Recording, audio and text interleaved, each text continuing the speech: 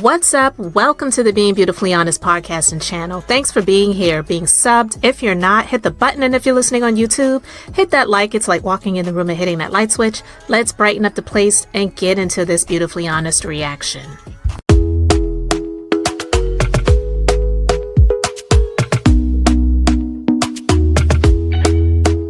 Talk to me nice, talk to me honestly. Look in my eyes, don't let it fall on me. Say you're a good guy, make me believe it. Don't wanna hear it, I wanna see it. See how rewind, when we rewind, feels so nice. Yeah, I want to talk about this day 5 of the Diddy trial and how a lot of people, I feel, are overreacting when it comes to Cassie's cross-examination and how they feel like, oh, that's it. Case is over. Case should be dismissed. Diddy should be freed because she pretty much let everyone know that she wanted it and this is just a DV situation and she got paid and she's just trying to seek revenge and whatever. People need to remember that Cassie was subpoenaed. Like the woman is 8 months pregnant, okay? I'm quite sure it is not her desire to sit on this stand in this courtroom in front of all of these people that she does not know. And not only in front of the people she doesn't know, but all of the people like us, the millions of people who are discussing this situation, for her to share all of the dirty, ditty details of all of the stuff that she went through, experienced, and had inflicted on her. Who wants to sit and tell a bunch of people that a man urinated in their mouth? Like, seriously. So I'm going to share I'm going to share this video, a criminal lawyer who's reacting to what has come out so far, because I really feel like people need to know that this is just week 1. And if the feds did not have what they needed to charge him, we know conviction is something different. But if the feds didn't have what they needed to charge him, he never would have been arrested. He never would have, he wouldn't be sitting in prison, or not prison, jail all of this time, couldn't even get bail, right? Was willing to put up his home, his mother's home, all of these other things, and be on house arrest until the trial. And they said, no, you're a flight risk. So, yeah, we don't know if he's going to be convicted yet, but a criminal lawyer broke it down and really shared why he really is in serious trouble, and people need to calm down when it comes to Cassie and her testimony, thinking that that's it and the case is over. So I'm going to share my screen with you guys, and this video is courtesy of Criminal Lawyer Reacts YouTube channel. All right. Has a slam dunk case, I think. And he's in a lot of trouble. His guidelines are life. Bruce Rivers, he's the criminal lawyer. Bruce Rivers, he's the criminal lawyer. Bruce Rivers, he's the criminal lawyer. And he's going to react to all the self-snitching. Hi, this is Bruce Rivers. Welcome to another fun-filled episode of Criminal Lawyer Reacts. I'm Bruce Rivers, your board-certified criminal defense lawyer, here to give you a breakdown of the P. Diddler case. P. Diddler, P. I can't believe I'm in the hot seat. Diddler. Before we get to that, this is brought to you by our sponsor, as AskALawyer.com. I'm Pack here. So Cassie Ventura has been on the stand for a better part of a week. The government made their opening pitch. These are really powerful, powerful cases. What makes this a federal case is that somebody brought somebody over state lines and then a crime was committed. So it's spaced with interstate commerce. He's charged with 1 count of racketeering conspiracy, and I've never seen anybody charged with a racketeering conspiracy where they're the only person that's charged. It's possible that the other people that could have been charged were the ones who gave up what they needed in order for them to even bring the charges on him, and they have taken deals and in exchange for them cooperating, they wouldn't be charged. It's possible. You know, to have a conspiracy, you have to have what? Conspirators. Conspiracy is an agreement between two or more people in an act in furtherance of the conspiracy, an overt act. So you can't conspire with yourself. Where are all the other people that have conspired? So he's charged with one count of racketeering. What it sounds like to me is that all of those people who were helping him to keep her in line, keep her in check, keep her there, bringing her back. Like she testified that one of his security guards, Roger Bonds, when she tried to leave, he actually was ordered to go and get her, and he did get her and bring her back. So I would think that that guy, he could possibly have been charged, and maybe he cooperated with the feds in order for them to get all of the stuff that they needed. I'm just saying one person. Also, that other person, his assistant that they call KK. So yeah. One count of sex trafficking and one count of transportation to engage in prostitution. They played the video, and we'll show you the video here in a second. So now, if you remember, Cassie Ventura and Sean Puff Diddy, Puffy Daddy, Puff Diddler, the Diddler. I mean, I know we get it, but I always feel like, and it's just the truth, whenever you see Caucasian people doing that to his name, because I know I do it too, but when they do it, they really are saying how stupid and ridiculous this is. Because why does he have all of these stupid names? That's pretty much what they're saying without saying it. So they're just making fun of it by calling him all of these different things and things that he doesn't even call himself. We're at a hotel, and all kinds of stuff was going on, and she tried to leave. This is the quintessential thing about sex trafficking. Now, just watch this. This is the elevators. Prosecutors in the Diddy Combs sex trial have released surveillance videos showing Combs physically assaulting the then girlfriend. So let's watch this.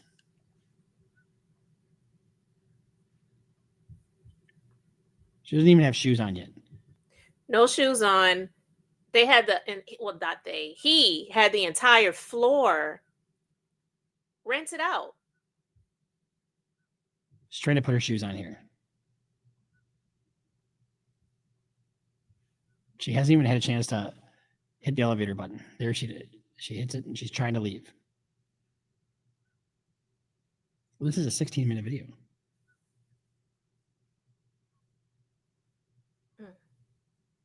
That does not look like consensual to me. Does it to you?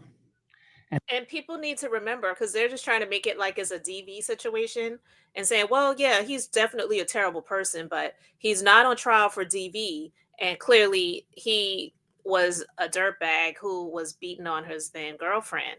But it's not just that. Like, she was trying to leave, and I don't know if he was in a drunken stupor or in a drug stupor, and got out, because it seems like that's what happened, and she was trying to get out while she could. I don't believe that he was wide awake, fully aware of what was going on. And she said, "Okay, I'm headed out." She had her bags. She didn't even have any socks or shoes on. And then she was asked, "Why were you just laying there?" Because I didn't want to get hurt anymore. It's just disturbing when you watch this. Jeez.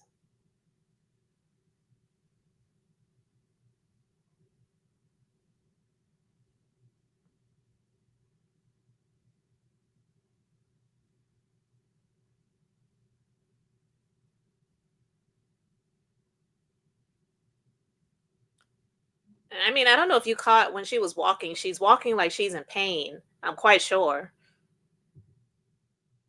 And here he is in a fucking towel. Now here's the problem that Sean Puff Daddy, he doesn't have any argument against this, except for that he just lost his shit. I'm really sorry, and he already apologized for it on his video. You remember that?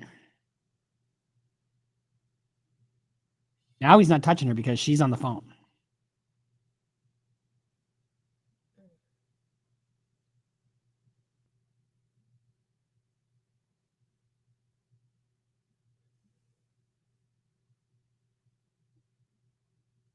Look at that. Like, she held her arm out. He's coming at her, charging at her. He took her bags, took it back to the room. She did. Oh my God. You can see him in the mirror back there, what he's doing.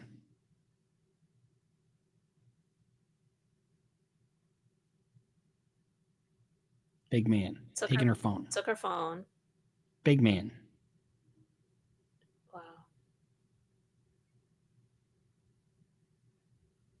Mm.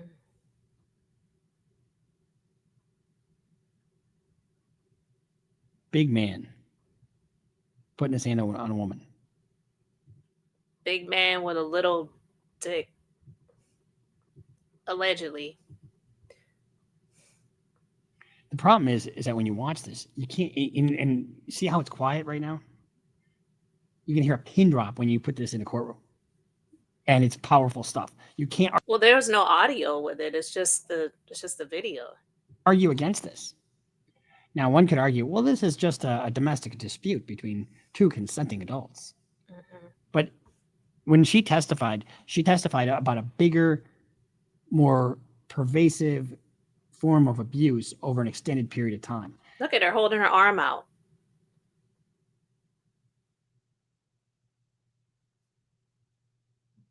I haven't seen that. And I wonder what he's saying. Like, hey, what's going on here? It didn't look like he walked up there to say, hey, is there something I could help you with? This video. Hmm.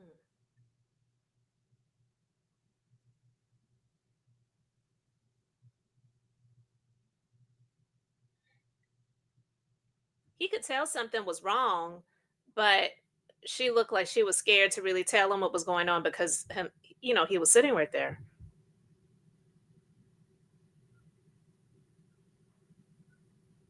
I don't think there's no sound of this. Too bad there's no sound.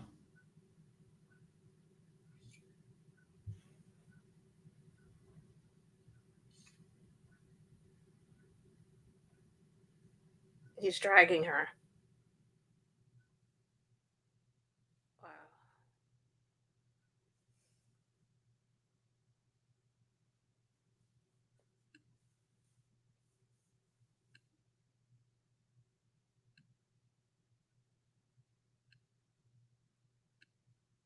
Oh.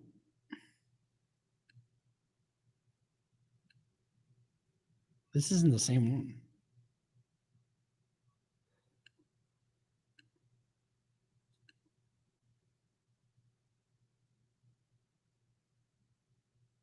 So he doesn't drag her all the way back to the room? I've only seen like parts of it, but she actually walks back with him. Yeah, correct. I think this got released.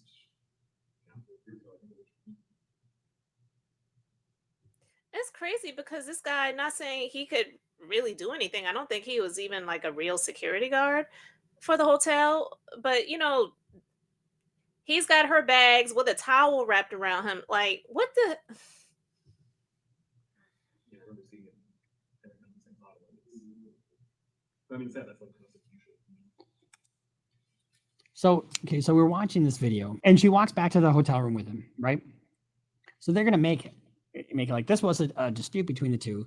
And yeah, he got a little rough with her, but she eventually came over to his room and blah, blah, blah. But one of the overarching themes of the government's case is that there's control, that control by Sean Diddy Combs was exerted in a number of ways, physically, emotionally, financially, Right. in every way possible. Exactly what I was saying. Defense is going to say this was a domestic dispute that's really probably a misdemeanor, and then she eventually, on her own free will, went back to the room with him. But as well as I do that the price that she'd have to pay is far worse if she doesn't comply than if she, and that's what happens with these women who are in these really abusive relationships. They don't feel like they have a choice. So here's what happened. Exactly. So that is what I've been saying. For anyone to feel like she was a willing participant, she got what she wanted, she got paid in the end of it all, so she should just be quiet and move on with her life. She's not suing him criminally. She didn't press charges against him. As far as I know, this is a federal case, but I'm saying in terms of any state situations, locally, whatever, it's possible she may have tried. She did. She testified that she did call the police once, but because she was so afraid of what would happen to him, and that is a normal feeling that a lot of these victims go through, she did not pursue it. And because of who he was, because let's be clear, there have been situations where women, they call the police, Then they decided they weren't going to press charges, but the state or the local authorities, they pick up the charges and they pursue it and they press it. And it doesn't matter what the woman wants to do, but because of who he was and the power that he has, they weren't going to do that. So if he was just a regular Joe Blow and she called the police and they knew that she was getting her ass kicked, they could have still, decided to pursue it and pick it up. And that has happened. But they were not going to do that with him because of who he was. Happens with the government in this case. The government basically just has her tell her story, right? And this isn't just about being raped by Diddy. It's not. It's about sex trafficking, and she's having constant UTIs. She's having and she's constantly being peed on and all this other disgusting shit.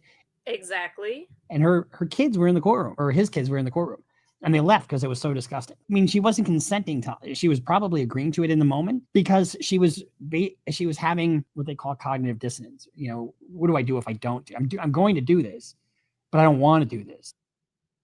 Thank you. That is the point that I have been making, that I've been trying to make, that I've been saying all of this time. So for all of these people who are like, "Oh, she was not a victim. She wanted it."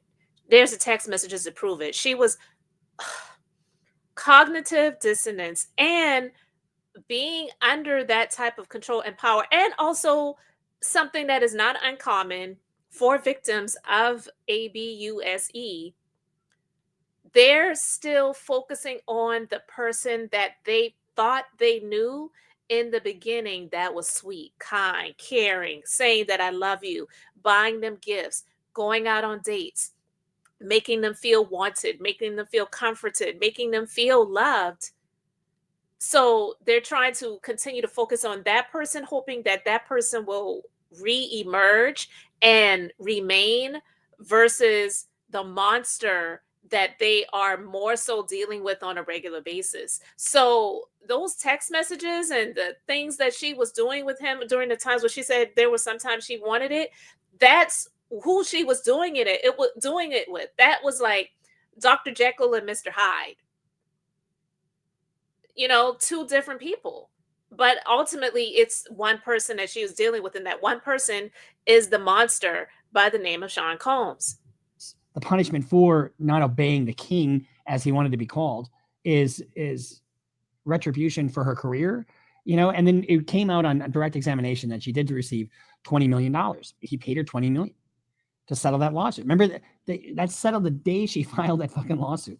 It got settled for $20 million. We didn't know that until she testified. So then you have to chisel away at her credibility if you can, if you're the defense lawyer. That's what you have to do next. And so did they just chisel it away? I mean, what's her motivation to lie now? I don't hate him, she said. I don't, but I this is what happened. I mean, she's not trying to get any money now because she already got her money. She already got paid. They were talking. And civil and criminal are two different things. You remember OJ? He was charged. He wound up getting off. A lot of people don't feel like he should have gotten off. But the charges criminally were by the state. The civil lawsuit was by the family. And the family won a judgment. I don't think they ever received any money. But that can happen. It doesn't mean just because he's being charged criminally, she didn't deserve to get anything civilly. And about drug use, and I don't think it helps that she's on the stand, pregnant. That doesn't help Diddy at all. But then if you look at Diddy, in the pictures that have been drawn, he's all gray. Why is he all gray? Because they don't let you dye your hair in prison. So let's just kind of go. And also, they don't let you dye your hair in prison. But let's be clear. This is something that they want to showcase. He's old. He's frail. They want him to be seen as an old person. How could he be doing these things? They don't want to see him as P. Diddy, the dyed hair, low cut Caesar, haircut, waves, and looking what he thinks is fly, wearing nice suits to no, he wants to look frail, old, tired. I'm sorry that I did love this person. You heard her say that she loved me and we just had a bad relationship, but I'm not a sex trafficker. I'm not a person that committed RICO. I'm not any of those things that the government is charging me with. So it's something to help him, which is why I also said I believe that he had his children there, especially the daughters. It wasn't about him feeling their love and wanting to see his children or whatever. They could come and visit him. To have them sit in that courtroom to hear those things, that was about hoping that their presence would intimidate the witness, who was Cassie. Go over what's happening in the last few days of the trial. I mean, being on the stand for that long is grueling. And she's 8 months pregnant. The prosecutor is worried that they're going to have a mistrial if she has the kid while she's on the stand. Very stressful, can affect a pregnancy. So they're going over some text messages, and she saved all these text messages, and they played some recordings of Combs in court. But some of the things, Oh my God. I think she's a Virgo. I'm a Virgo too. And we will do that. We have text messages and screenshots from 25 years ago if we have those devices, okay? when you get fucked up the wrong way, you always want to show me that you have the power. And I'm speaking as a business person because I've got old text messages from former employees and things like that. I don't need them at this point, but I still have them just in case. Just in case I need to write a book at some point in the future or just whatever. It's just like things that I felt like was important in the moment. I took a screenshot and I have it saved in my Dropbox. And knock me around. I'm not a rag doll. I'm someone's child. That was her testimony. That's her testimony. And what do you have to have for sex trafficking part of this?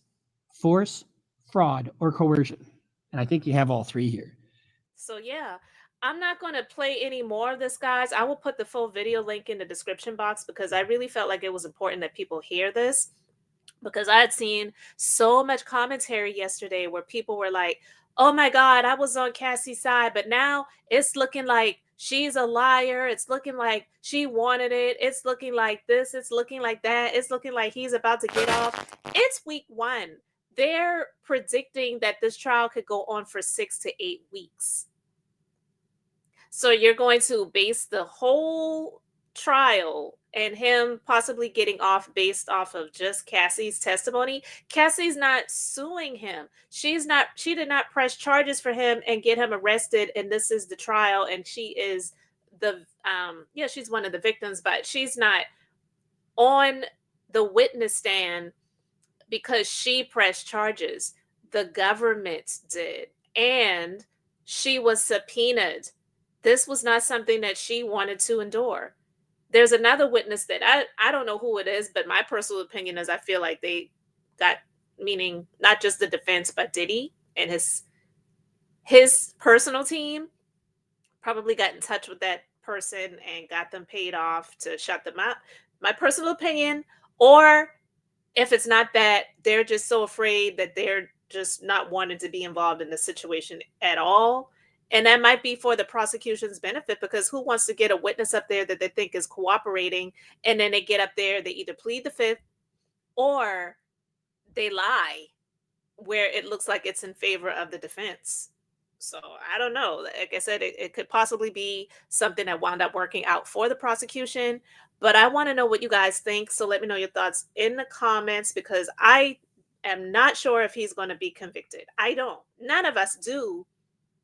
And we all know that the feds, they have like, I believe like 96-97% conviction rate. But I also do believe that that includes people who cut deals, not just those who go on trial and are found guilty. I do believe it includes that. So we don't know if he's going to be convicted. We don't. But we do have to understand that the reason he was even arrested and charged is because the feds had enough to do so. That's it. We know that his home was raided, and so I believe 2 of his homes were raided.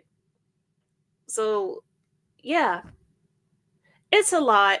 This story is really deep. I am just trying to listen as I go along and do other things, but it really is a lot. Kudos to the people who are just on it 24/7. I don't know how you do it, but I couldn't do it. But I want to know what you guys think. Let me know your thoughts in the comments. Thanks for being here, liking, and subscribing. I'm Beth, just being beautifully honest. So until next time, I wanted to keep it brief, beautiful, and now I'm going to say bye.